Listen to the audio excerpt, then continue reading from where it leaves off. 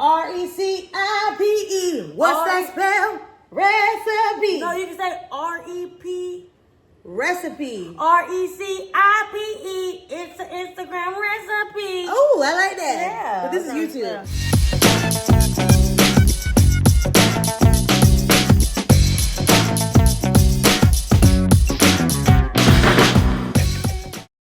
R-E-C-I-P-E. It's time for your next recipe.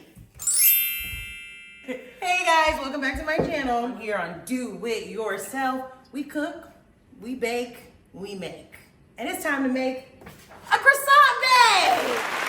I got this from the Moody Foodie. Great for a brunch. You can have it at your New Year's Day brunch, Mardi Gras brunch, or maybe 4th of July. I don't know, whatever holiday you feel like you want to cook something up and serve about 6 to 8 people. So let's get started. Here's a look at what you'll need. Eggs, croissants, sliced ham, Swiss and mozzarella cheese, unsalted butter, heavy cream, honey or agave, fresh rosemary, and thyme. Because of the holiday rush, we opted for mini croissants. In this recipe, I'll end up using about a dozen. You'll take each one and cut it into halves, but if you're using the large croissants, you want to cut them into thirds. Once you've cut them all, set them aside while you make the egg bath to dip these babies in. To a mixing bowl, add eggs. I used 4, but later I'll tell you why I should have used less. A half a cup of heavy cream, salt, garlic powder, I didn't have the garlic salt, cracked pepper, and I used dried rosemary. Whisk that all together and make sure you beat it down. Now it's time to dunk your little babies. Make sure that they are well coated and then transfer them into your casserole dish. I think this part would be fun to do with the kiddos if you have some. Hey, it was fun for the adults. I poured any remaining egg wash I had onto the croissants. Next up, we roll each slice of ham and fold in half to form cute little florets. I placed these throughout the casserole, and I wanted to make sure that you could get ham in every bite. The placement is also about aesthetics, so make sure it's looking cute for your brunch table. We'll do the same thing with the Swiss cheese, but this time not caring so much about looks as I was about making sure that the croissants had something to hold them all together.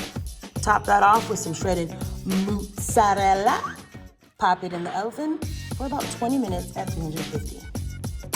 While you wait, celebrate and do a little happy dance because we're almost done.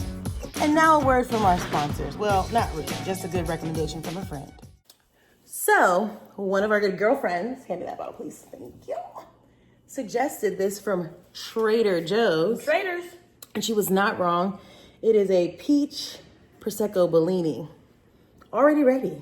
Believe me, it's a great Bellini.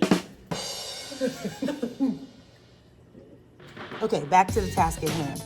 You'll know it's ready when things get a little bubbly around the edges. This was very cheesy. I cut down on some of the cheese my next go around, but if you love the cheese, this came out perfect. Lastly, we add a honey butter herb sauce across the top. It's just a half a cup of butter to a half a cup of honey and a half tablespoon of rosemary and thyme. Now all that's left to do is serve it, honey. Just listen to that crisp. This is perfect. Flaky on the top and soft on the inside. When you dip into the cheesy parts, it also has that mac and cheese sound. If you know, you know. Well, that was fun to make. Here's our final thoughts on this recipe. Here's some things I do differently. Here's some things that I keep the same. And here's my overall thoughts about the dish. The dish was bomb. Like, the flavors are there. The flavors are flavoring. Moody Foodie, you know what you're talking about with the flavor. If you want to follow the recipe to the T, you need to do the big croissants or whatever, because I think because my croissants were smaller, because my casserole dish was smaller, the amount of liquid to bread ratio was a little too much liquid. So I would either follow it directly or cut the liquids in half if I'm going to continue to use my casserole dish. Now, something we would add that Laurel came up with is I would ground some breakfast sausage. Spicy. Season it good. Period. You don't even need to, you just got you to could ground Jimmy it. Dean it. Yeah, basically. You could Jimmy Dean And I would crumble that in. And I think you're good. And for my vegan girlies, even the Impossible. You could do Impossible meat. Because the flavors of the thyme and the rosemary were so good. So overall, I think I give the recipe a 10 out of 10. I think with our modifications going forward, I would give it a 20 out of 10. I feel like it was definitely a 10 out of 10 because it was the right amount of sweet and savory. And we did not use fresh rosemary. I use the kind in the bottle because, baby, we're in a recession. We're in a recession, and also, I saw that you were doing that, and I thought it's not going to be as... It was just as good. It was just as good.